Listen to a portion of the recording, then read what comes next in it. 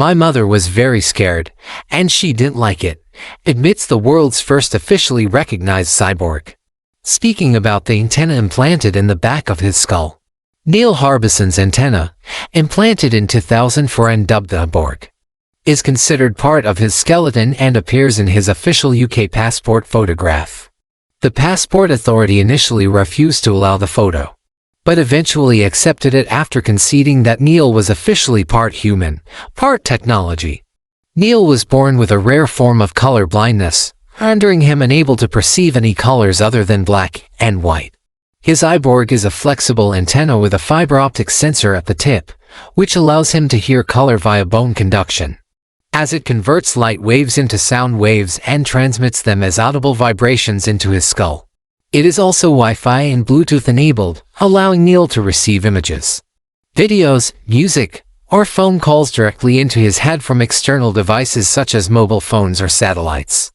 In addition to detecting the entire visible color spectrum, his cyborg picks up light waves at ultra, high and low frequencies, meaning he can also sense ultraviolet and infrared light.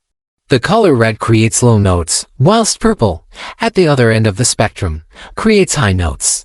Infrared is Neil's favorite color. He describes its sound as serene. By contrast, a high-pitched and very irritating ultraviolet is his least favorite. Neil's cyborg is always on and is unable to be turned off, meaning Neil is constantly receiving audible vibrations into his head. It's just like smell. We are always smelling, we are always hearing, we are always tasting.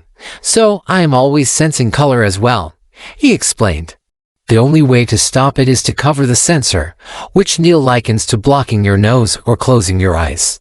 He emphasizes that this sixth sense of his is distinctly different to his sense of hearing, and it does not interfere with his hearing ability when he is, for example, having a conversation or watching TV. It's different because sound comes from outside, whereas color comes from inside. It's a different sense. It doesn't clash, he said. It's a vibration in the head that becomes an inner sound. So if I was completely deaf, I would still sense colors through this system. For Neil, the moment he truly began feeling like a cyborg was when he started hearing colors in his dreams, around 3 months after getting the implant. As an artist, he began producing artworks from the colors that he saw in popular music pieces, as well as making audible sound portraits of people's faces, including several celebrities. Each face has its own peculiarity, he said. Some faces are rhythmic because the frequencies of the color are very close to each other and this creates rhythm, and other ones are harmonic. King Charles sounds like a major chord. It sounds harmonious. Marina Abramovich sounds rhythmic. Her frequencies are very close to each other. Al Pacino has infrared. This is one of the unusual things that I sensed. Judi Dench has silent hair. Neil has also used his cyborg to solve a Rubik's Cube in slow, but you can do it through sound, he revealed. Each face has a different note, so it's a musical cube. And Neil's cyborg isn't his only technological implant. He also has a Bluetooth-enabled tooth implant, which is paired with an identical one in the mouth of fellow cyborg artist Moon Ribas. When pressure is applied, the implants emit a signal which causes the other to vibrate, allowing Neil and Moon to communicate using Morse code.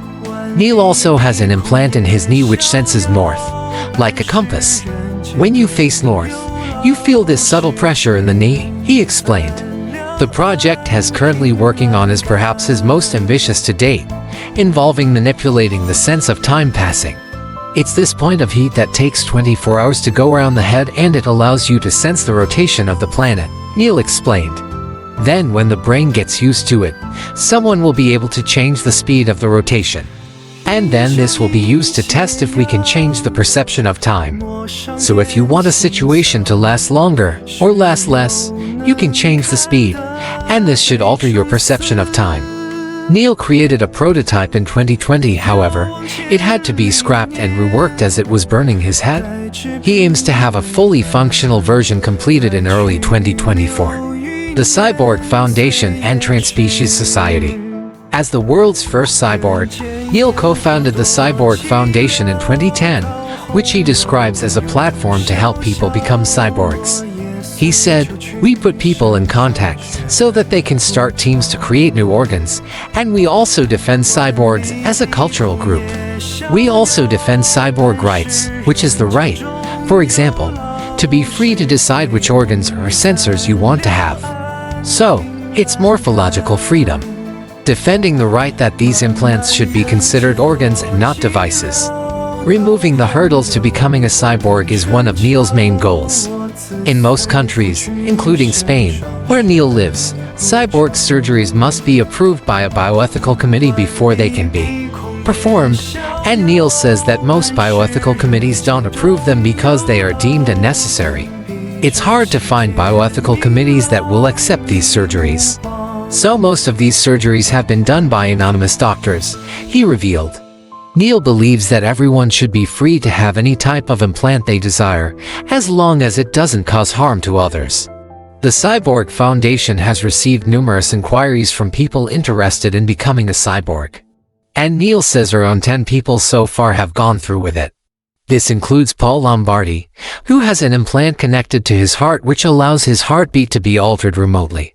Manuel de Alguis, who has weather sensory fins installed in his head. And Moon Riba's co-founder of the foundation alongside Neil, who has vibrating, internet-connected seismic sensors in her feet that allow her to feel earthquakes occurring anywhere in the world. But it's not just cyborgs that Neil and Moon are advocating for. They've also co-founded the Transpecies Society, an organization representing all non-human identities. Neil felt compelled to create the Transpecies Society after being contacted by numerous people who don't feel 100% human. Different people joined, he said. Some that, since they were born, haven't felt 100% human for various reasons. Some of them feel trapped in the body of a human, and they identify as another animal that exists. Others identify as species that don't exist. Some people feel they are not from this planet, but that they are alien and feel they are connected to other planets. Other people feel more connected to the elements that they are, not the species. For example, we are made of water, so some people identify as water, not as human. It was more of a philosophical group that touched the theme of identity. Neil also considers robots equipped with AI consciousness to be a distinct species. And he embraced the idea of them joining the Transpecies Society. If they want, they could join, he said, laughing. And although the idea is humorous now, it could very well become a reality within our lifetimes, an eventuality which Neil welcomes with open arms. We are all species of different organs and senses and different types of knowledge and intelligence, so yes. I think that's what will happen, that AI will be considered a new species, and it will make humans more humble.